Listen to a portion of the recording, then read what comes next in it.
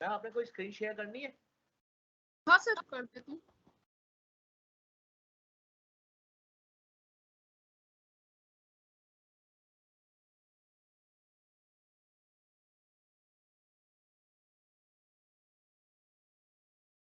ठीक है मैम, आप ना लाइव है एंड 2 और 3 मिनट्स के बाद स्टार्ट कर देना मैम। 2 या 3 मिनट्स के बाद स्टार्ट करूँगी। ठीक है सर। आप लाइव है वैसे? ठीक है ओके।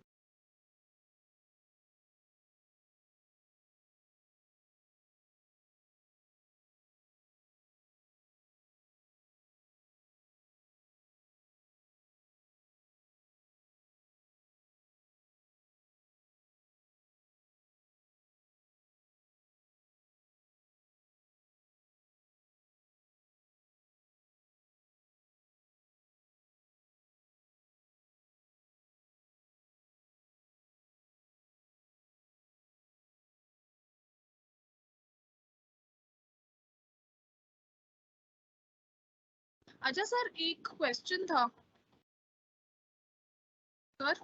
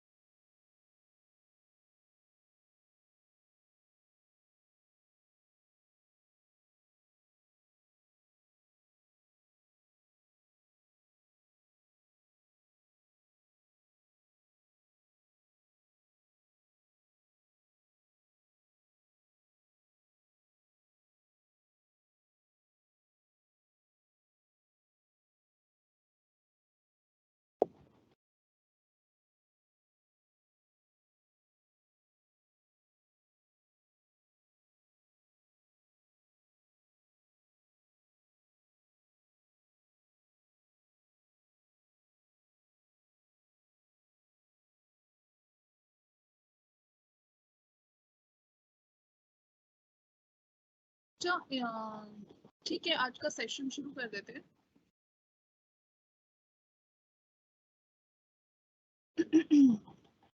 तो बेसिकली आपका पिछले क्लास में ले नहीं पाई थी बट मैंने बोला था कि I will do your CV. एक तो आपका सीवी जॉब इंटरव्यू और दूसरा रेज्यूमे। सीवी और सीवी आपका होता है कवरिंग लेटर या कवर लेटर और resume is a bit different. उसमें क्या डिफरेंस होता है और दोनों को किस तरीके से लिखना है वो आज हम डिस्कस कर लेंगे। उसके अलावा आपका job interview. So these are the three topics that I hope to cover today. नहीं हो पाएगा तो we'll continue in the next class. But उससे पहले थोड़ा सा आपका लेटर राइटिंग का रिविजन कर लेते हैं, उसके फॉर्मेट का रिविजन कर लेते हैं। प्लीज इसको देख कर जाइएगा before your exam because it's sort of important. वहाँ पर हमको ऐसा लगता है जो चीज़ें हम पर रखते हैं ज़्यादा ईजी हैं पर उसी में कई बार हम अटक जाते हैं। Okay, coming to letter writing, letters की इंपॉर्टेंस आपको सबको पता है, इनफॉर्मल लेटर्स होते हैं, फॉर्मल लेटर्स होते हैं, ये सब आपको पता है। तो सबसे पहले जो आपका इनफॉर्मल लेटर आता है वो आपका एक कोई इनफॉर्मल मैसेज जो है वो कैरी करता है पर्सनल रिलेशंस के लिए, रिलेटिव्स के लिए, फ्रेंड्स के लिए, इन सब लोगों के लिए लिखा जाता है। उसमें फॉर्मेलिटीज बहुत कम होती हैं। तो उसमें जो इनफॉर्मल लेटर है, हालांकि उसका कंटेंट इनफॉर्मल होता है, पर उसका एक पर्टिकुलर फॉर्मेट होता है। the format you will not change in any way. The format is remains the same, it remains static. If you change the format of your letter, then it becomes a problem. तो यहाँ पर आप content में you can include a number of things जो आप लिख रहे हैं। तो मैटर, जो सब्जेक्ट मैटर है, उसको आप उसमें आप इधर उधर की बातें कर सकते हैं, थोड़ा सा इनफॉर्मल लैंग्वेज भी यूज कर सकते हैं। The format remains the same. No particular structure or pattern is followed in this kind of letters. Being personal in nature, it is written in a simple, clear, easily understandable, natural and lively way, as one friend or relative talks to the other. So just like you talk to your relatives or friends, this is the way that you write informal letters too. So it does not follow any formal structure, but but for convenience and informal format is followed. So this is the format that will follow. So in real life, when you're writing letters to whomsoever, so वहाँ पर आपको have to be so strict about the format, but for your examination purposes you have to stick to the format that they have given you. All right. So the person who's writing the letter can add the following components to an informal letter. What are the components? First is the writer's address, which is at the top of the page. Date of writing the letter, which is after the page. Then there is salutation. Salutation is your address, right? The way you say hi, hello, that is your salutation. How you salute to the others, then the body, and finally the signature. Now, first example that you have is a letter to the father, right? So you stayed in a hostel, your college or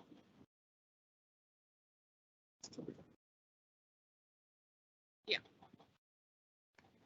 So this says you stayed in a hostel and your college is organizing a trip to Manali and you wish to go on the trip. Write a letter to your father. So let's say you are staying in a hostel and you want to take permission from your father and you ask for 2000 rupees to go for the trip. So this is how you will start it. First is ये जो format follow कर रहे हैं इसको आप ध्यान से देखिए। तो अगर आपको समझ में आएगा कि ये ब्लॉक फॉर्मेट है। फॉर्मेट भी अलग अलग टाइप के होते हैं। Block format is the format that generally जो आजकल ज्यादा वाइडली एक्सेप्टेड है। डीयू में भी आपका ब्लॉक फॉर्मेट में लिखिए। तो इस फॉर्मेट का अगर आपको स्क्रीनशॉट लेना है तो you can very well take a screenshot so that you can keep it for your further reference. तो this is 303 Shivalik hostel, Nehru place, New Delhi. अब इन्होंने बीच बीच में कॉमा लगाए हैं, बट अगर आप कॉमा नहीं लगाना चाहते 303 शिवालिक हॉस्टल, तो आप कॉमा कहीं पर भी नहीं लगाएंगे। Then you keep commas all together.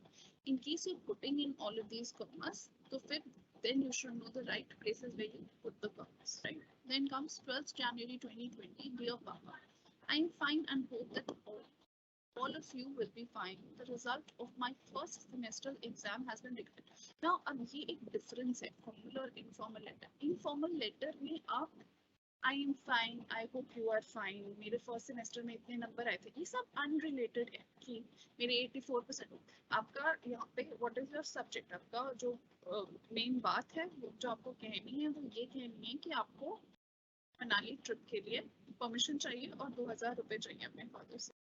But तो अगर आप किसी को ये फॉर्मल लेटर लिख रहे होते तो आप ये सारी जो एक्स्ट्रा इंफॉर्मेशन है you would have to skip. यहाँ पर यू हैव टू आपकी जो ओपनिंग लाइन है उसमें जो और द सब्जेक्ट इसको छिड़ जाना चाहिए, राइट? आप सब्जेक्ट की बात को छेड़ देंगे right at the very beginning. जो आपकी पहली लाइन है उसी में आप मेंशन कर देंगे कि हमको मनाली ट्रिप जाना है और this is the money that I require. But क्योंकि ये इनफॉर्मल लेटर है तो यहाँ पर आप you have the liberty to write all of this कि आप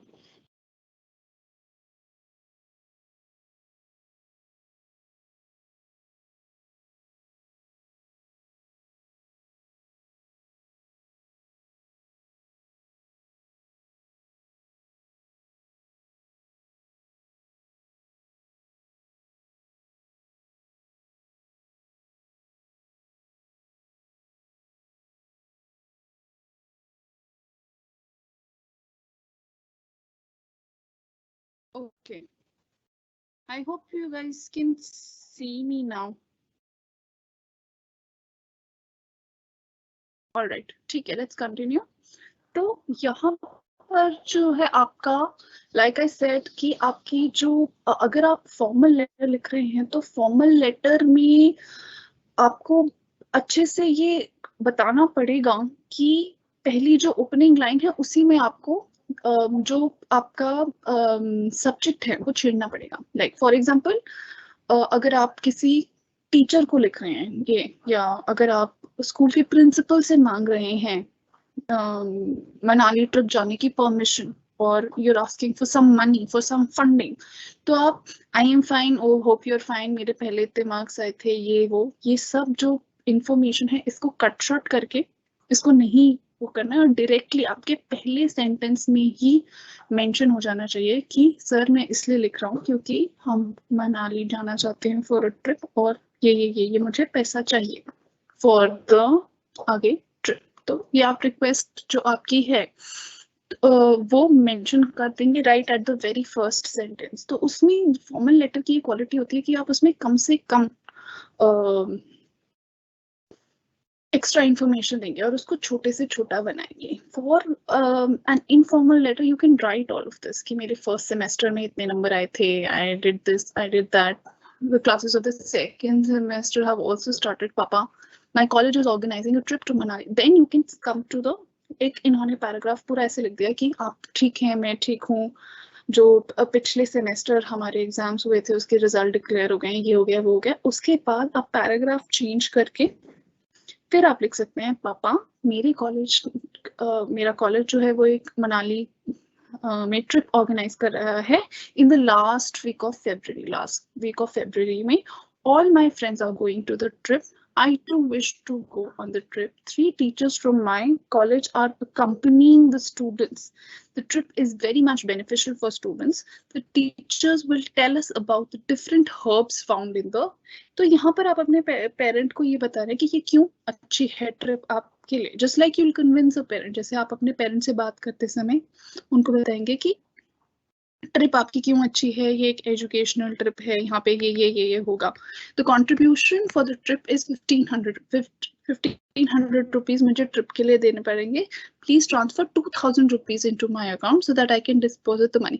1500 रुपए की ट्रिप है, शायद आपको अपने एक्सपेंसेस के लिए भी कुछ एक्स्ट्रा पैसे चाहिए होंगे, तो आप 2000 रुपए की उनसे रिक्वेस्ट कर रहे हैं. Also put in your signature in the form enclosed to this letter as permission to go on the trip. तो अपना सिग्नेचर इसके साथ जो मैं आपको फॉर्म दे रहा हूँ उसमें अपने सिग्नेचर कर दीजिए, जैसे कि मेरे जो स्कूल के अथॉरिटीज हैं उनको पता चल रहा है कि ये आपकी परमिशन है मेरे इस ट्रिप में जाने के लिए. And send the same to me as soon as possible. I miss. फिर आप वापस से सब्जेक्ट को चेंज करके नॉर्मल बात कर सकते हैं कि जैसे कि I miss you all of you badly, specially mama. मैं माँ को बहुत ज्यादा मिस करता हूँ. How Ankit studies are going on. ये एक्चुअली एक इनकरेक्ट सेंटेंस है और इसके बाद क्वेश्चन मार्क भी इन्होंने नहीं लगाया, which is not right. So Ankit की स्टडीज कैसी चल रही हैं, right. Ask him to be regular in studies, right? So this is all the extra information that you can add in an informal space rather than a formal space. Had you been in a formal space, या एक formal अगर आप document लिख रहे हैं तो उसमें आप ये सब नहीं add कर सकते, right? And your loving daughter, and then you end the letter with your name Sonia. तो यहाँ पे आपको अपना full name नहीं देना है, obviously, because you won't tell your father or mother your full name, right? आप अपना डेजिग्नेशन नहीं देंगे, आप बाकी की इंफॉर्मेशन नहीं देंगे. Obviously this is all the information that you would be giving in a formal letter. तो ये सोनिया भी एक्चुअली इन्होंने यहाँ पे लिखते हैं, बट इनफॉर्मल लेटर्स में यूजुअली आप बस अपना जो फर्स्ट इनिशियल होता है उसको सिग्नेचर की तरह लिख देते हैं. जैसे मेरा नाम पल्लवी है तो आई जस्ट साइन पल्लवी नीचे, या फिर आप अपना पेट नेम भी दे सकते हैं, पर प्लीज एग्जामिनेशन में आप अपना पेट नेम जो आपके घर में आपको सोनू, मोनू, चिक्कू जो भी बुलाते हैं वो मत देना. for the exam you have to be very specific that you write your name and not write the वो डायरेक्ट सिग्नेचर नहीं, अगर आप अपना नाम लिख दीजिए। अगर आप फॉर्मल लेटर लिखते हैं तो उसमें पहले सिग्नेचर आता है, फिर आपका जो नाम है प्रॉपर वो भी आता है। कई बार सिग्नेचर से आपका नाम पता करना डिफिकल्ट हो जाता है because of your hand writing, so you put, और यूजुअली जब आप अपना नाम फॉर्मल लेटर्स में लिखेंगे तो make it in block letters, मतलब सारा आप कैपिटल में देंगे, तो it is considered a good practice. It's not necessary, वो फॉर्मेट में नहीं आता है, but it's a good practice to give your name in all capitals, all capital letters. Okay, फिर इन्होंने आपको एक एक्टिविटी दे रखी है, you have just return from a trip, very much excited, tell your friend about the trip. तो same format remains the same, जैसे यहाँ पे अवंती हॉस्टल ABC कॉलेज ला ला ला ला, then you put in a date, dear papa I am fine, I hope you are। तो यहाँ पर भी यही सब की डायरेक्टली आप सब्जेक्ट से शुरू नहीं करेंगे, पहले आप छोटी मोटी बातें करेंगे, स्मॉल टॉक जिसको हम कहते हैं ना, we call it small talk in English, कि आप कैसे हो, मैं ऐसे हूँ, ऐसा हुआ, और उसके बाद आप जैसे यहाँ पर भी उन्होंने I miss all of you badly, तो इस तरीके से लिख रखा है। फिर फाइनली इन्हीं सब बातों के बीच में आप जो मेन उसका कंटेंट है उसको बता देंगे, and then you write your loving son Anuj. पर इन्होंने एग्जांपल आपको दे रखा है, in spite of repeated food complaints, the quality of the food does not improve, you go to your principal, write a dialogue between। अच्छा, ये dialogue writing भी जो है ये भी आपके सिलेबस में है, जो कि हम ले लेंगे, और आई थिंक बहुत ज़्यादा टाइम नहीं लगेगा, dialogue writing is easy to do. तो 10-15 मिनट में मैं आपको dialogue writing probably in the next lesson समझा दूंगी। You are Garma and you live in Delhi. Few days back you visited a friend there. Don't write a letter. So in the same format, right? Dear my your friend Garma. तो इन्होंने आपको कई सारे examples दे रखे हैं। अगर मेरे पास access होता किसी तरीके से आपको ये PDF आगे फॉरवर्ड करने का तो मैं कर देती। हम लोग का कोई व्हाट्सएप ग्रुप नहीं बना हुआ है, अगर बना होता तो I would have forwarded this whole PDF to you so that you would have been able to access all of this these at least formal informal letters। अगर कोई ऐसा स्कोप होगा तो you can very well tell me, I'll forward this PDF to you। Then you have formal letters। और formal letter जो होता है वो आप किसी एक इंसान को नहीं लिख रहे होते हैं, आप किसी की एक्चुअली किसी पोजीशन में बैठे हुए इंसान को लिख रहे होते हैं। जैसे कि अगर आपको SBI के मैनेजर को लिखना है तो SBI का मैनेजर कौन है उससे आपको फर्क नहीं पड़ता, राइट?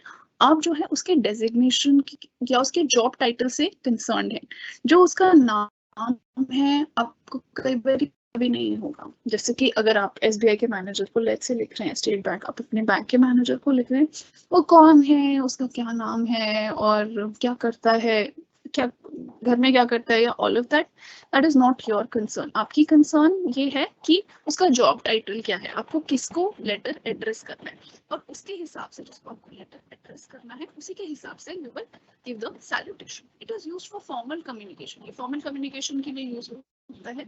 इसकी लैंग्वेज फॉर्मल होती है, स्टाइल फॉर्मल होता है, अप्रोच फॉर्मल होता है। इसका क्या मतलब, लैंग्वेज आप बिल्कुल स्ट्रिक्टली ग्रामेटिकल एरर्स और यार क्या हो रहा है ये जो लैंग्वेज है ये फॉर्मल रहेगी। ये सब चीजें क्या चल रहा है, क्या हो रहा है, ये सब I miss you, obviously you wouldn't write that in formal letter. उसका स्टाइल भी फॉर्मल होगा और उसकी अप्रोच भी formal. It is free from all kinds of grammatical mistakes। Grammatical mistakes आप इनफॉर्मल लेटर्स में कर दें, कोई बात नहीं। कई बार हम ऐसे एक दूसरे से बात कर रहे होते हैं कि कहाँ ही जाना होता है या ऐसे कुछ इस तरीके से ना, तो these sort of things जो प्रॉपर ग्रामर नहीं है वो हम इनफॉर्मल लेटर में फिर भी लिख सकते हैं, for with the kind of relation that according to the kind of relation that we have with the other person।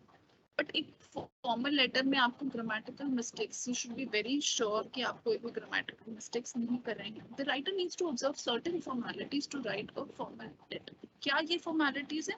It contains particular structure and style. A formal letter contains the following components. What are the components that a formal letter would have? First is the writer's address. It is written at top of the page. Telephone number and email address of the writer can also be part of the address. Then you have the date. The date of writing the letter is placed one line below the address. The writer should write out the full date, preferably as 14 November 2020 or November 14, 2020. अब आप इन दोनों में difference देख रहे हो. अगर आप 14 नवंबर 2020 लिख रहे हो तो इसमें आपने कहीं कॉमा नहीं लगाया है. पर अगर आप नवंबर 14 लिख रहे हो, ठीक है, आप मंथ पहले लिख रहे हो और डेट बाद में लिख रहे हो, तो उसके बाद एक कॉमा आएगा.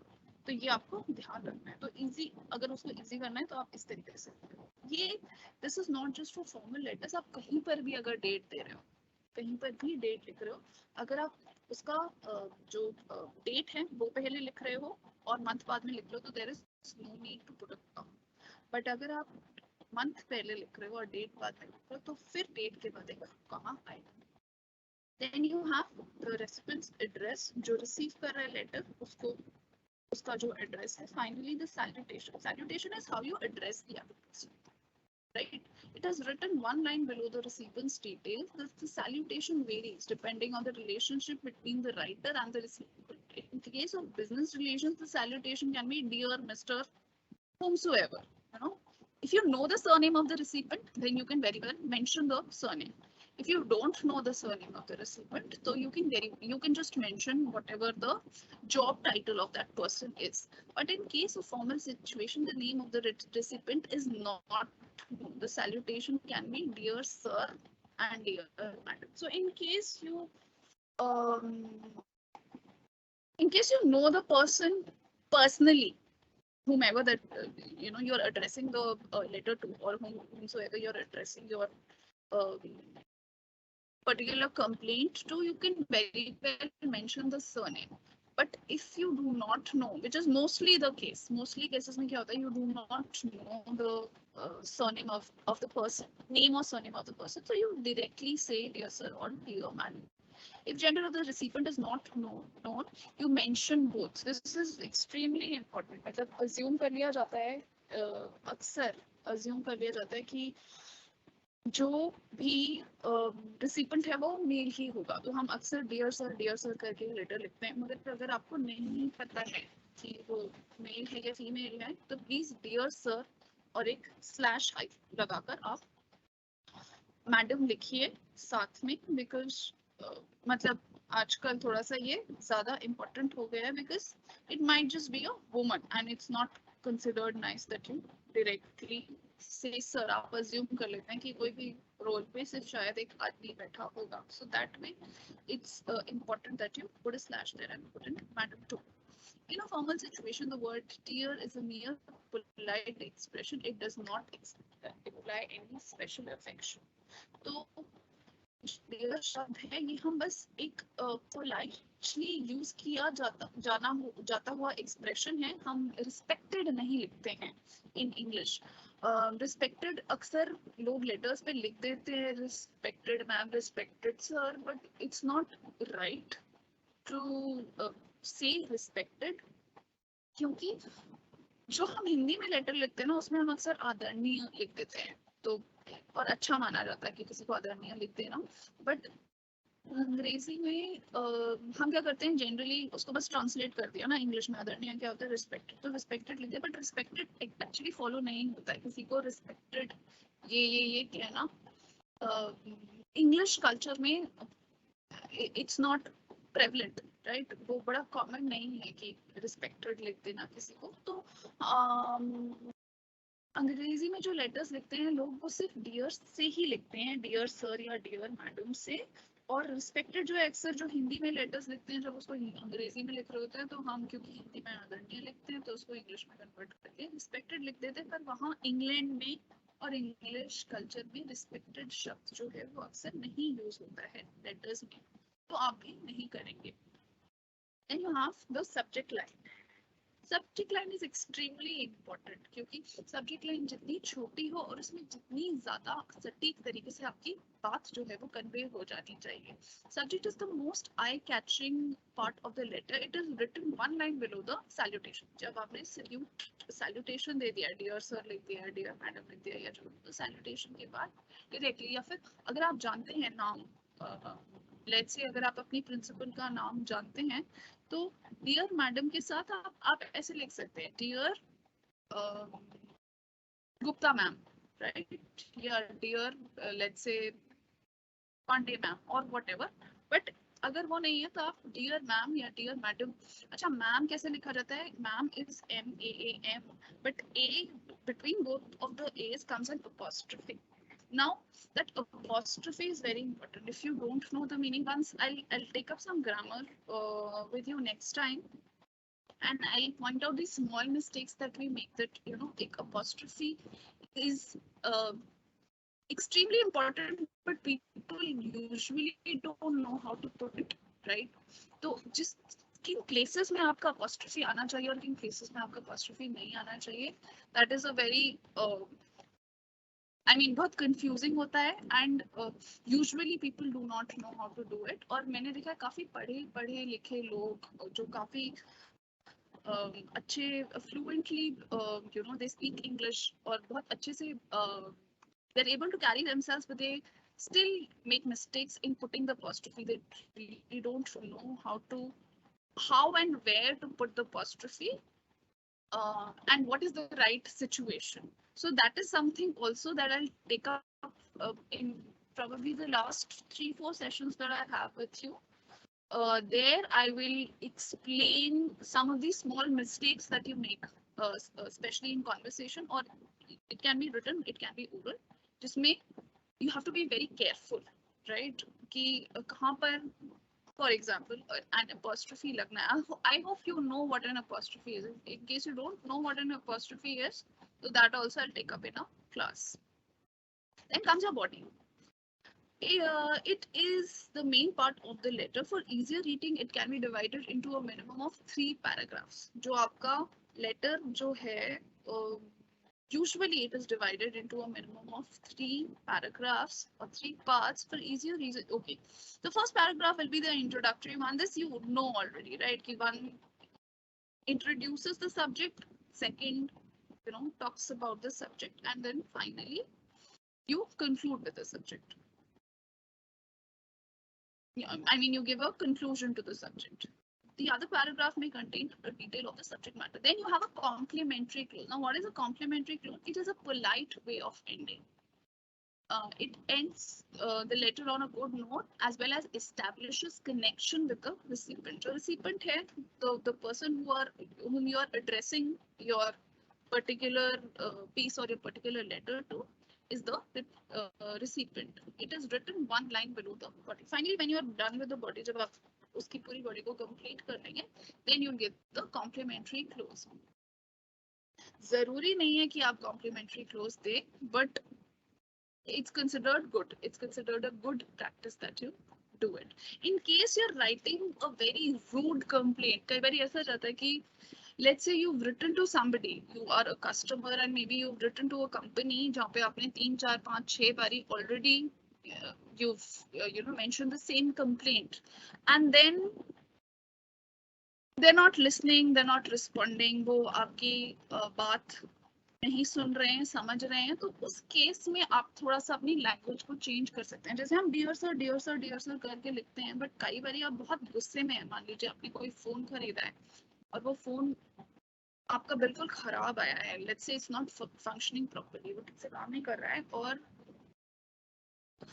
अब आपने एक बार ही उनको लेटर लिख दिया डियर सर करके कि ऐसे ऐसे हुआ है, ABC XYZ जो भी, और फिर से वापस से वही कंप्लेंट आ रही है, तीसरी बार आ रही है, वो सुन नहीं रहे हैं, या हो सकता है आपको आंसर नहीं कर रहे, तो आप फिर फाइनली अगर आप अपना मूड को एक्सप्रेस करने के लिए, अपने भाव को एक्सप्रेस करने के लिए, यू कैन स्किप डियर. ठीक है, अगर आप कोई बहुत ही कंप्लेंट वाला गुस्से भरा लेटर लिख रहे हैं तो आप उसमें डियर को हटा सकते हैं. तो आप डायरेक्टली सर करके कॉमा करके लिख सकते हैं, और वहां पे आप अपना जो आपका कॉम्प्लीमेंट्री क्लोज है, जो हम योर्स फेथफुली या you know yours this yours that करके हम जो भी लिखते हैं, उसको हम कंप्लीटली स्किप कर सकते हैं। डायरेक्टली आप नीचे अपना नाम लिख दीजिए। उससे आपका जो गुस्सा है या that you are not being very polite to the other person, वो चीज जो है वो कन्वे हो जाती है। इसको मैं थोड़ा सा आपका जब when I take up your examples उसमें भी एक्सप्लेन कर दूंगी। एनक्लोजर्स नोटेशन, एनक्लोजर्स में क्या नोटेशन आती है? In some documents it is to sorry in some documents is to be enclosed, sorry if some document is to be enclosed with the letter, ये to the letter नहीं होगा, ये भी गलत ग्रामर है, with the letter it will be referred in the enclosures notice। तो enclosure notation मतलब आप एक बारी बस लिख देते हैं कि enclosed इसके साथ क्या क्या है। कई बारी क्या होता है, मान लीजिए आप कोई पर्टिकुलर चीज के लिए अप्लाई कर रहे हैं, राइट, कोई पोजीशन के लिए अप्लाई करें, कोई जॉब के लिए अप्लाई करें, उसके साथ आपको कई सारे सपोर्टिंग डॉक्यूमेंट्स देने हैं, कुछ एनक्लोज करने हैं, जो आपका एनवेलप होता है उसके अंदर डालने हैं, दैट इज एनक्लोजिंग, उसके साथ एनक्लोज करते हैं। तो अगर आपको कुछ सपोर्टिंग डॉक्यूमेंट्स उसके साथ एनक्लोज करने हैं, so what will you do, you will mention the number of enclosures that there are। enclosure notation देना इसलिए भी अच्छा है क्योंकि कई बार क्या होता है कि आपने लेटर लिखा, उसके साथ 3-4 सपोर्टिंग डॉक्यूमेंट्स दिए, अगर लेटर में मेंशन नहीं किया और उन्होंने कोई स्किप कर दिया या मिस कर दिया या लेट्स से उनसे गुम हो गया, तो फिर फाइनली वो आपको ये कह सकते हैं कि आपने सर ये चीजें नहीं डाली हैं। पर अगर आप लेटर में ऑलरेडी मेंशन कर दें कि आपने क्या क्या इनक्लोज किया है इसके साथ, तो आपके पास प्रूफ होता है कि आपने लेटर लिखा है और उसके साथ ये चीजें जो उसके साथ जानी है वो आपने दी है। This component is optional, so this is something that you don't need to do necessarily, but it's a good thing that you do it। और वो भी अगर कुछ एनक्लोज करना है, जबरदस्ती तो आप एनक्लोज नहीं कर सकते ना किसी लेटर के साथ कुछ भी। तो अगर डिमांड है of the situation, वो situation ऐसा डिमांड करती है कि आप कुछ साथ में enclosures दें, so you very well put the enclosure notation। Then you have the copy notation। copy notation is कि आप इसको किसको कॉपी भेज रहे हैं। कई बार एक लेटर होता है, उसकी वो आपने किसी को लिखा है, उसकी इंफॉर्मेशन 4 और लोगों को जानी चाहिए। जैसे कि यूनिवर्सिटी में मान लीजिए आपका लेट्स से इंफ्रास्ट्रक्चर के साथ कुछ प्रॉब्लम है कि चेयर्स टूटी हुई है या डेस्क टूटे हुए हैं या ब्लैक बोर्ड सही नहीं है, आपने प्रिंसिपल को एक लेटर लिखा, साथ में आप चाहते हैं कि आपके टीचर को भी पता हो ये बात, और अगर कोई मैनेजमेंट में है, कोई एडमिनिस्ट्रेशन में लोग हैं जो आपके ऑफिस में काम करते हैं, उनको भी पता हो, तो मैनेजर ऑफ द बर्सर होता है, नहीं बर्सर नहीं होता है, आई थिंक एडमिनिस्ट्रेटिव ऑफिसर होता है जो ये देखता है। तो आप प्रिंसिपल को लिखते हैं और आप कॉपीज किसको दे सकते हैं, कॉपी नोटेशन किसको डाल सकते हैं, अपने टीचर को और एडमिनिस्ट्रेटिव ऑफिस। तो आपने लिखा लेटर प्रिंसिपल को ही है, पर उसकी एक एक कॉपी किसको गई है, वो इंफॉर्मेशन जो है वो आपके टीचर को भी गई है, और वही सेम इंफॉर्मेशन आपके जो एडमिनिस्ट्रेटिव ऑफिसर है आपके कॉलेज का उसको भी गई है। In a copy of the letter, if a copy of the letter is to be sent to the persons other than the addressee, जो आपका एड्रेसी है जिसको आपने लेटर एड्रेस किया है, उसके अलावा किसी और को ये कॉपी जानी है, तो उनके नेम्स और डेजिग्नेशन मेंशन होंगे कॉपी लेटर को। प्रिंसिपल को भी ये पता होगा कि इसकी कॉपी किस किस को गई है, कि प्रिंसिपल ने देखा कि मुझे तो ये लेटर लिखा हुआ है पर इसकी कॉपी आपने किस किस को और भेजी है। It appears one line below the enclosure notation। enclosure notation की एक बारी, और इसका अब्रिविएशन क्या होता है, सीसी। अक्सर हम उसमें देखते हैं ना कि ईमेल्स में आपको कार्बन कॉपीज जाती हैं या ब्लाइंड कार्बन कॉपीज जाती है कि आप सीसी किसको भेज रहे हैं, बीसीसी किसको भेज रहे हैं। This component 2 is optional. Formal letters are divided into official letters and business letters. अब फॉर्मल लेटर्स भी दो तरीके के होते हैं, first are official letters and then there are business letters। First is official letters। The letter written to an official or vice versa is known as an official letter, right? जो आप किसी official को लिख रहे हैं, that is an official letter। It is written by a person holding a job title। Generally, it is formal in nature and style। The writer needs to observe certain formalities while writing the letter, such as format, language, grammar, spacing। ये सारी जो आपकी formalities हैं इनको देखना पड़ेगा। पहला अब आपको एग्जांपल आ रहा है letter to the principal. You are a student, you stay in a hostel, you have to write a letter to a principal of your college suggesting some measures to improve the services of the college library. तो let's say आप room number 325 में रहते हैं शिवालिक, ये आपका address आ गया right, कि पहले जो फॉर्मल लेटर है जो रिसीव कर रहा है उसको पता होना चाहिए कि कौन उसको लिख रहा है, किसने ये भेजा है। तो आप पहले अपना एड्रेस देंगे, क्या आपका एड्रेस है, आप लिख रहे हैं रूम नंबर 325 से शिवालिक हॉस्टल। अब आप यहाँ देख रहे हैं यहाँ कॉमास नहीं यूज हुए। पिछला जो मैंने आपको एग्जांपल दिखाया था उसमें मैंने बोला था कि अगर आप कॉमा लगा रहे हैं तो हर जगह लगाएंगे, नहीं लगा रहे हैं तो बिल्कुल नहीं। यहाँ पर इन्होंने कॉमा नहीं लगाए हैं तो commas have been skipped from the whole address itself। जो पूरा एड्रेस है वो विदाउट कॉमा। अब आप एक जगह कॉमा लगाते हैं और दूसरी तीसरी लाइन में ना लगाए, that is a mistake right, फिर वो ग्रामेटिकल मिस्टेक हो जाएगी। अगर आप कॉमा छोड़ रहे हैं तो आप उसको कंप्लीटली स्किप कर देंगे, अगर आप लगा रहे हैं तो फिर हर जगह लगाएंगे। Shivalik hostel, Lajpat Nagar, new Delhi 110024, 11 November 2020। The principal की स्पेलिंग गलत है, प्रिंसिपल और प्रिंसिपल दो अलग अलग प्रिंसिपल्स होते हैं, आप चेक कर लीजिए। ABC college, Vivek Vihar, new Delhi 110095। Dear sir, some suggestions for improvement in the service of the college life. Now this is the subject of the day। आप लिख भी सकते हैं सब्जेक्ट करके, आप पूरे लगा सकते हैं कि आपका सब्जेक्ट क्या है, या फिर डायरेक्टली इन्होंने बोल्ड में कैपिटल लेटर्स में सारा सब्जेक्ट अलग से जैसे कि वो हाईलाइट हो जाए वो लिख रखा है। This is to draw your kind attention, this is a good way of opening a letter, this is to draw a kind. तो आप इस लाइन को याद रख सकते हैं और इसको अलग अलग जगह लिख सकते हैं कि ये मैं क्यों लिख रहा हूँ। दिस मतलब ये जो लेटर है, this letter is to draw your kind attention towards the deplorable condition of the college life of the library of our college. I am afraid it is an unpleasant experience to walk into the library। तो वो मुझे डर है, I am afraid का मतलब कि मैं मतलब जो आप बात कहना चाहते हैं अगर आप उसमें I am afraid लगा देते हैं तो एक पोलाइट तरीका बन जाता है। अगर आप डायरेक्टली किसी को अगर आप एक इनफॉर्मल लेटर लिख रहे हैं, मान लो अपनी फ्रेंड को बता रहे हैं कि हमारी कॉलेज लाइब्रेरी तो बहुत ही खराब है, तो आप डायरेक्टली लिख सकते हैं कि it is so unpleasant to walk in our college library. But जब आप प्रिंसिपल को ही लिख रहे हैं तो आप जो कंप्लेंट है उसको पोलाइट तरीके से लिखिए, इसलिए आप लिख देंगे आगे से आई एम अफ्रेड, मतलब ये कहना मैं चाह रहा हूँ, संकोच के साथ ये कह रहा हूँ कि एक अनप्लेजेंट एक्सपीरियंस, एक अच्छा एक्सपीरियंस नहीं है हमारी कॉलेज लाइब्रेरी में वॉक करना। The library is not spacious enough for students to sit and study। जो लाइब्रेरी है उसमें स्पेस की बहुत कमी है। The suffocating atmosphere of the library with uninterrupted noise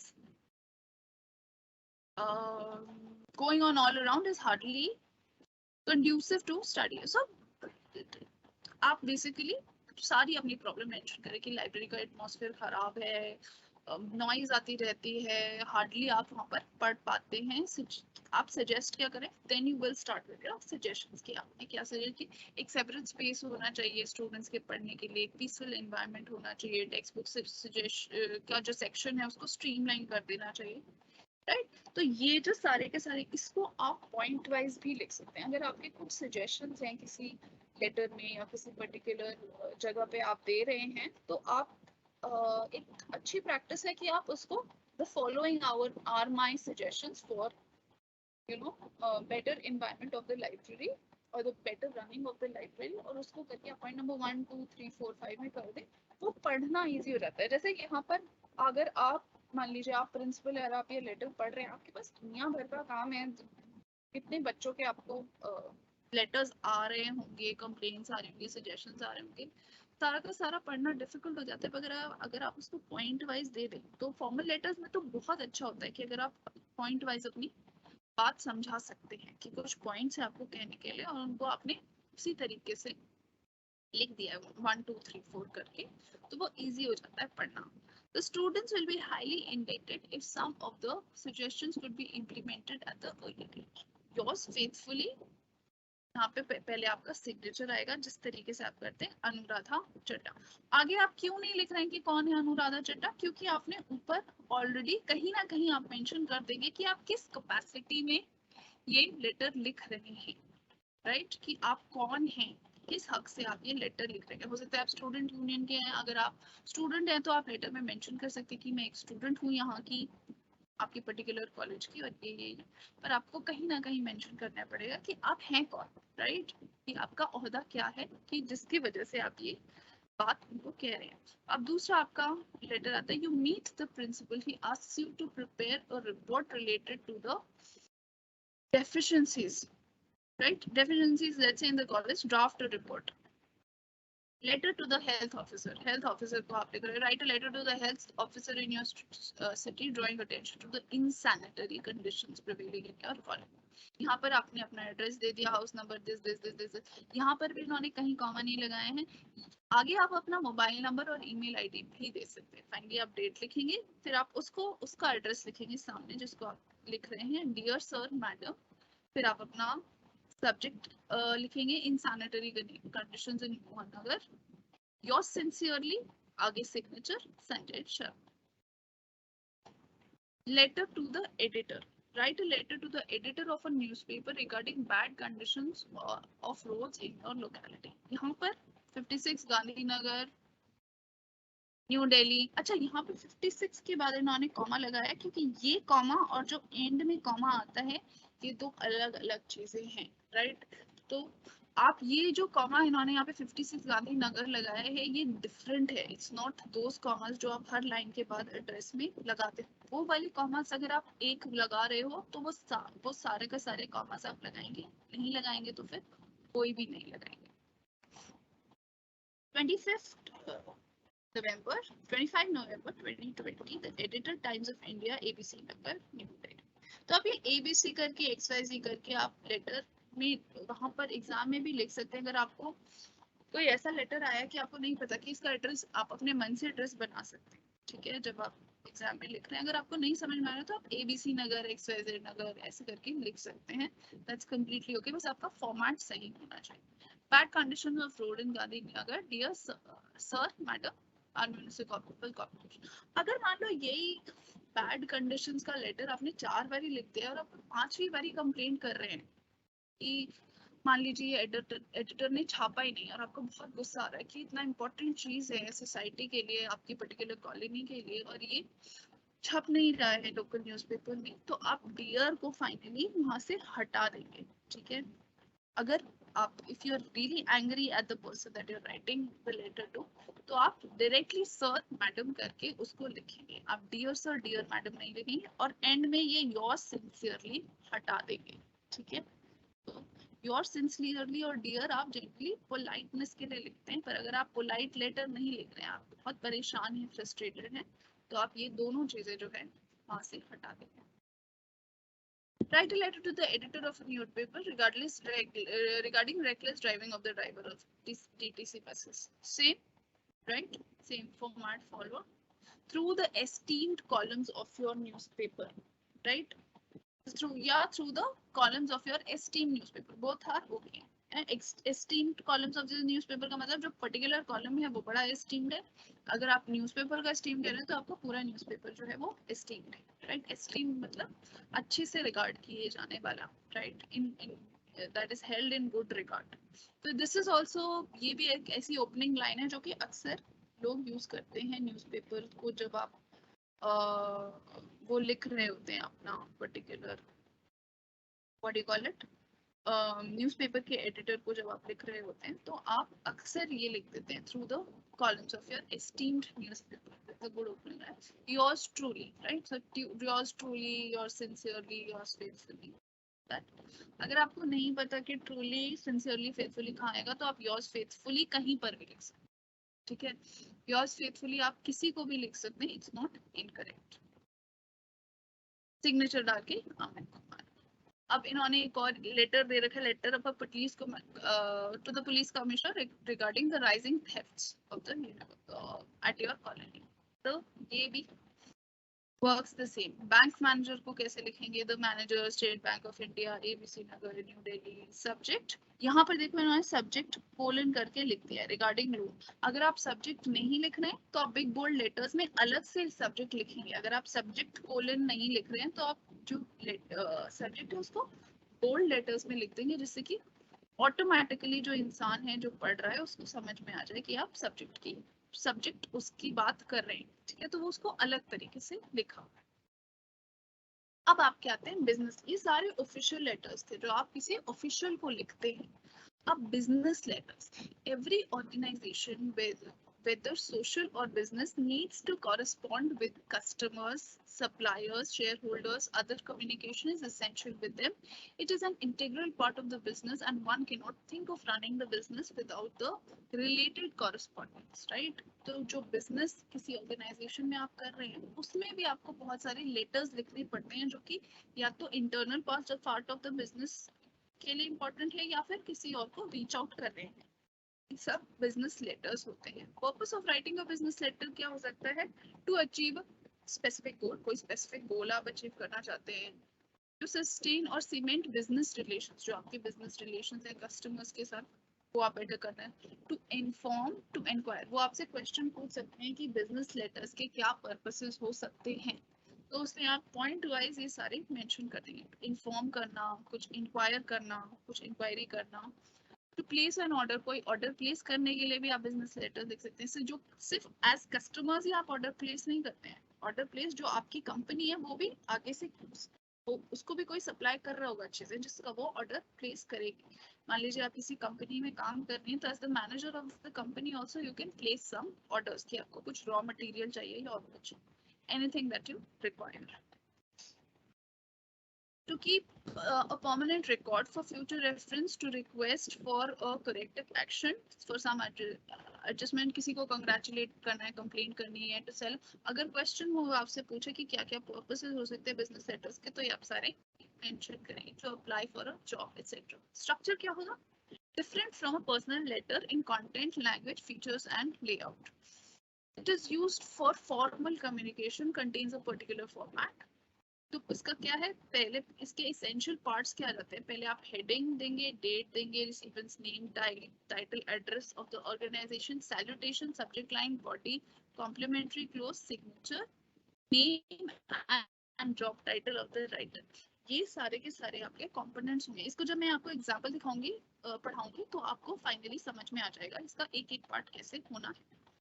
अब कुछ इसके ऑप्शनल पार्ट्स आते हैं, एक तो रेफरेंस नंबर, एक एनक्लोजर नोटेशन और एक कॉपी नोटेशन। एनक्लोजर नोटेशन क्या है, कॉपी नोटेशन क्या है, ये तो मैंने आपको बता दिया। एनक्लोजर्स वो होते हैं जो आप साथ में डॉक्यूमेंट, सपोर्टिंग डॉक्यूमेंट्स इंक्लूड करें। कॉपी नोटेशन मतलब और किस किस को इसकी कॉपी जा रही है ये लेटर की, तो वो आप मेंशन करेंगे कि इस इंसान को मैं कॉपी भेज रहा हूँ या इसकी कॉपी जा रही है।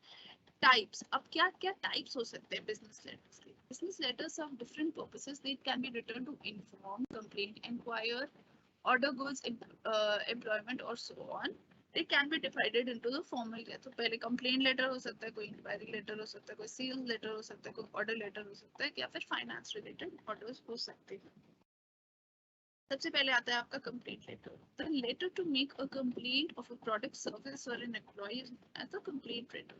It can be written by a person as an individual or on behalf of the organization. जैसे कि you purchased a mobile phone, same जैसे मैंने आपको बताया था कि कोई मोबाइल फोन है जो नहीं काम कर रहा है ठीक से, अब आप कंपनी को एक लेटर लिख रहे हैं। यहाँ पे आपका पहले तो एड्रेस आएगा कि कौन लिख रहा है, हाउस नंबर इतना whatever 1005 Sarojini Nagar new Delhi, email, mobile number आपने डाल दिया, फिर उसके बाद डेट डाली, फिर आगे मैनेजर कंप्लेंट से, ये तो सेम है एग्जैक्टली बिल्कुल ऑफिशियल लेटर्स की तरह। यहाँ पे आपने सब्जेक्ट डाल दिया complaint for defective mobile phone, dear sir और मैडम। यहाँ पर मैंने आपको बताया कि अगर बार बार सेम कंप्लेंट हो रही है तो आप डियर फिर फाइनली हटा सकते हैं। पोलाइटनेस अगर आप कम करना चाहते हैं, अगर आप बहुत गुस्से में हैं और अपना कन्वे करना चाहते हैं एंगर कि आप एक्चुअली बहुत गुस्से में हैं, आप बहुत परेशान हैं किसी चीज के लिए, तो आप उसका वहां से डियर हटा सकते हैं। You can just simply remove dear from your subject. This is to bring to your notice that I purchased an XPZ mobile phone. September business is very enthusiastic but disappointed. Blah blah blah blah. सारा का सारा आपने वो दे दी, yours sincerely Ankit Arora enclosing invoice।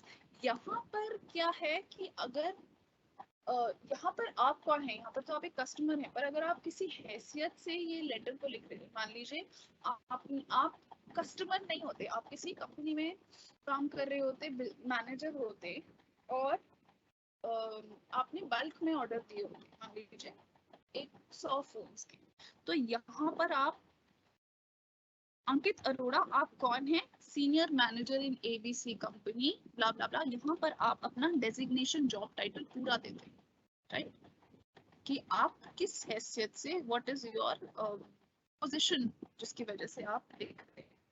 Right a complaint letter to Vishakha industries Mumbai regarding delivery of a soil matters, same follow, यहाँ पे देखो इन्होंने लिखा सुशील गुप्ता मैनेजर, तो यहाँ पर आपको, यहाँ पर सामने वाले इंसान को पता चल जाता है कि आप किस हैसियत से बात कर रहे हैं, एक बिजनेस में, एक बिजनेस सिचुएशन में। रिप्लाई कैसे होगी इस लेटर की, सेम पूरा फॉर्मेट फॉलोड, राहुल अधिकारी सेल्स मैनेजर। फिर आता है आपका लेटर ऑफ इंक्वायरी, कुछ आपको इंक्वायर करना है, क्या इंक्वायर करना है, working as a purchasing officer with the company wants to purchase LED bulbs for its use, letter to Miss Surya to Surya Lightings inquiring about LED bulbs। तो यहाँ पर आपने लिखा है प्रकाश एसोसिएट्स, ये आपकी कंपनी का नाम है, ठीक है, तो आपका एड्रेस है, बेसिकली एड्रेस कहाँ से आप लिख रहे हैं, रेफरेंस नंबर, यहाँ पर इन्होंने एक रेफरेंस नंबर डाला है। रेफरेंस नंबर क्या होता है, अक्सर ये देखिए, ये आपका REF68MKT7, तो ये रेफरेंस नंबर कि आप किसी का रेफरेंस दे रखे हैं, कि मान लीजिए ये जो आपने परचेज करी थी उस पे जो नंबर डला था, उस पे कोई बिल का नंबर डला था, उसके रेफरेंस में आप देते हैं कि कौन से बिल, कौन सी परचेज का आप रेफरेंस दे रहे हैं, तो यहाँ पे आपने रेफरेंस नंबर उस परचेज का डाल दिया, तो ये उस परचेज का के बिल का रेफरेंस नंबर है, कि जब फाइनली जो बंदा ये लेटर पढ़ रहा है उसको पढ़ेगा तो उसको रेफरेंस नंबर के अकॉर्डिंग पता चल जाएगा कि कौन सी परचेज। कई बारी जब कंपनीज में परचेजेस होती है तो दे आर सिमिलर, राइट, बहुत सिमिलर परचेजेस होती है, कि मान लो आज मैंने 1000 मोबाइल फोन ऑर्डर करे, कल फिर मैंने 1025 ऑर्डर करे, फिर मैंने परसों 2000 ऑर्डर करे, तो कई बारी अगर आप कोई इंक्वायरी का लेटर लिख रहे हैं कि ये वाला जो पर्टिकुलर वो थी उसकी डिलीवरी क्यों लेट हो रही है, ये पर्टिकुलर जो ऑर्डर आया था उसकी, हमने ऑर्डर प्लेस किया था, उसकी डिलीवरी क्यों लेट की जा रही है, अगर आप ऐसा लिख रहे हैं तो कई बार सिमिलर ऑर्डर होते हैं कि 1000 मोबाइल फोन आज भी करे थे और 4 दिन पहले भी करे थे, तो कौन सी की बात हो रही है। अगर आप रेफरेंस नंबर देते हैं, आप उसके बिल का नंबर देते हैं, तो सामने वाले बंदे को क्लियर हो जाता है कि ये इस पर्टिकुलर बिल की बात हो रही है। तो just in order to have more clarity on the particular inquiry, you give a reference number, जहां जहां आप रेफरेंस नंबर डाल सकते हैं वहां प्लीज डालिए। Subject inquiry of about LED bulbs, our company wants to replace all the traditional bulbs, we all require a minimum of 500 bulbs, तो हम को ये पता चला है कि आपकी कंपनी मैन्युफैक्चर करती है LED bulbs, क्या आप थोड़ा सा हमको बता सकते हैं कि आप क्या इंटरेस्टेड हैं हमको बेचने में, राइट, ये इंक्वायरी है आपकी। We look forward to hear from you soon. Sincerely, सबसे पहले सिग्नेचर रमेश मल्होत्रा और फिर आपका कौन है आप, राइट, आपका जॉब टाइटल परचेज ऑफिसर। फिर आपका आता है sales letter. A sales letter performs the function of a sales representative. एक सेल्स रिप्रेजेंटेटिव का फंक्शन करता है, ये सेल्स रिप्रेजेंटेटिव की तरह होता है। It is written to promote a product, educate the customer या motivate him in order to so that he finally orders the product और सर्विस। जैसे कि यहाँ पे सैमसंग इलेक्ट्रॉनिक्स लिखा है इन्होंने, ये दे दिया है, फोन नंबर दे दिया, डेट दे दिया है, Mayur, mister Mayur Sharma, A block, Kalika ji, New Delhi. Dear mister Sharma, अब मैंने आपको कहा था डियर सर, डियर मैडम आप लिख सकते हैं, पर अगर आपको पता है इंसान का नाम जो या उसका सरनेम, तो आप उसको उसके सरनेम से एड्रेस कर सकते हैं, dear mister Parsha, the television of your dreams, हम आपको टेलीविजन ऑफ योर ड्रीम्स, मतलब आप एक तरीके से उसके सेल के लिए प्रमोशन कर रहे हैं। Thank you for showing interest in our products, हमारा डिटेल्स ये है, हमारा जो सैमसंग का प्लाज्मा टेलीविजन है, उसका इन्होंने डिटेल दिया। फाइनली एक अच्छी सी जैसे सेल्स के लोग एक अच्छी सी लाइन दे देते हैं ना, तो say goodbye to your old TV and enjoy the new Samsung plasma television, yours faithfully, first signature, executive sales manager, enclosures ENCL, enclose जो आपके आप एंक्लोजर नोटेशन होती है उसको आप ENCL कोलन करके लिखते हैं। This is the way, this is a short form of writing enclosures कि आपने क्या क्या एंक्लोज किया है एज स्टेटेड, हमने जो जो बताया है कि हम इसके साथ एंक्लोज करेंगे, या फिर आप directly a pamphlet of the television, right, या एक सपोर्टिंग जो भी प्रमोशन डॉक्यूमेंट है या कोई भी एक पैम्फलेट है जो बता रहा है उसकी डिटेल्स, जो प्लाज्मा टीवी की कि कौन कौन से मॉडल्स है, मॉडल्स में भी अलग अलग थोड़े थोड़े वेरिएशन होते हैं, उसके according whatever you want to buy का एक एंक्लोजर आपने डाल दिया। फिर आपका एक ऑर्डर लेटर आता है। सेम चीज अगर आपको कुछ ऑर्डर करनी है, सेल्स मैनेजर को आपने दिया, यहाँ पे आपने रेफरेंस डाल दिया, जहां जहां पे आप किसी चीज को रेफर कर रहे हैं पुराने लेटर को, यहाँ पर इन्होंने आपको जो आपका पर्टिकुलर ऑर्डर आप दे रहे हैं उसका आपने एक टेबल बनाकर मेंशन भी कर दिया है कि क्या क्या आपको किस किस तरीके से चाहिए। अगर आप बाकी आप नीचे लिखते हैं Rajan Pradhan, marketing manager, enclose DD number, this is demand draft, यानी आपने ऑलरेडी उनको पेमेंट कर दी है और इस पेमेंट के अगेंस्ट आपको कुछ कुछ चीजें चाहिए। एनक्लोज आपने क्या किया है साथ साथ, अब उस लेटर के साथ एनक्लोज किया है एक डिमांड ड्राफ्ट जो कि डेटेड है ये अमाउंट ये है, drawn on PNB Punjab national bank. अब इन्होंने कुछ कुछ आपको एक्सरसाइजेस दे रखी है साथ में करने की। I think job application letter आज मैं शुरू करना चाहती थी आपका CV और resume, but I think it will be better if we started the next time, right. तो CV क्या होता है आपका, एक कवरिंग लेटर होता है, सॉरी ओके, CV क्या होता है आपका, एक कवरिंग लेटर होता है जो आप रेज्यूमे के साथ भेजते हैं। तो एक तो आपका रेज्यूमे हो गया, रिज्यूम नहीं होता, इट्स अ फ्रेंच वर्ड, एक वो फ्रेंच भाषा का शब्द है जिसको ई के ऊपर, जैसे लैक्मे आप देखते हैं ना, Lakme is a brand, cosmetics की ब्रांड है, उसमें ई के आगे थोड़ा सा ऐसे एक मार्क लगा होता है कि उसको ए प्रोनाउंस करना है, इट्स नॉट ई। तो वैसे ही रेज्यूमे इज नॉट रिज्यूम, उसको बहुत बारी लोग रिज्यूम बोलते हैं, इट्स अ रेज्यूमे। ई के ऊपर से एक ऐसा छोटा सा स्लांटेड सा मार्क आता है, उसको ए प्रोनाउंस किया जाता है। तो आपका जो रेज्यूमे है वो आप किस तरीके से लिखेंगे, उसके साथ आपको कवरिंग लेटर लिखना होता है। Resume is a different document और आपका कवरिंग लेटर जो है उसके साथ आता है, वो एक डिफरेंट डॉक्यूमेंट है। रेज्यूमे और कवरिंग लेटर में आपकी CV रेज्यूमे कवरिंग लेटर, ये तीनों किस तरीके से लिखने हैं, इन चीजों का मीनिंग क्या होता है, आगे ये आपको obviously in your life also this will be extremely helpful when you write them, कि हम नेक्स्ट टाइम डिस्कस करेंगे। और ये जो मैंने आपको बताई अपोस्ट्रोफी वाली बात की, जो आपका बेसिक बहुत सारा ग्रामर है जिसकी बहुत कॉमनली लोग मिस्टेक्स करते हैं, वो भी मैं आपके ग्रामर के 2 या 3 लेसन लूंगी, उसमें I will finally be done with it.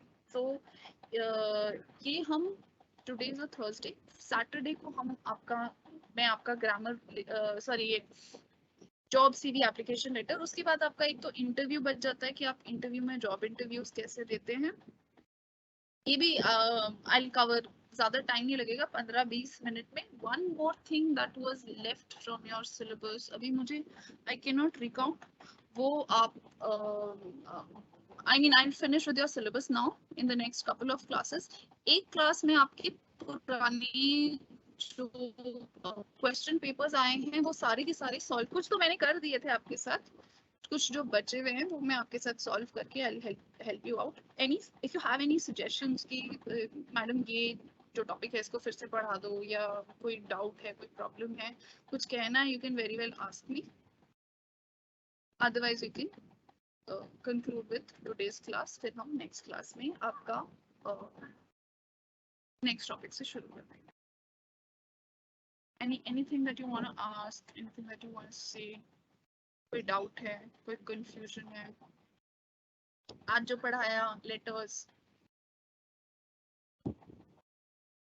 okay guys, ठीक है, तो then I see you on Saturday now। हम आपका job application letter, CV, resume और कवरिंग लेटर, राइट, ये सब क्या है, इनमें क्या डिफरेंस है, इनको किस तरीके से लिखा जाता है, फॉर्मेट क्या होता है, कंटेंट क्या होगा, थोड़ा सा डिटेल में मैं कराना चाहती हूँ क्योंकि ये आपकी लाइफ में थोड़ा ज्यादा एप्लीकेबल भी होता है. So what ever time is allow us, मतलब जितना टाइम अलाउ करेगा उसके हिसाब से I give you the details. Thank you for today's class. I'll see you guys on Sunday.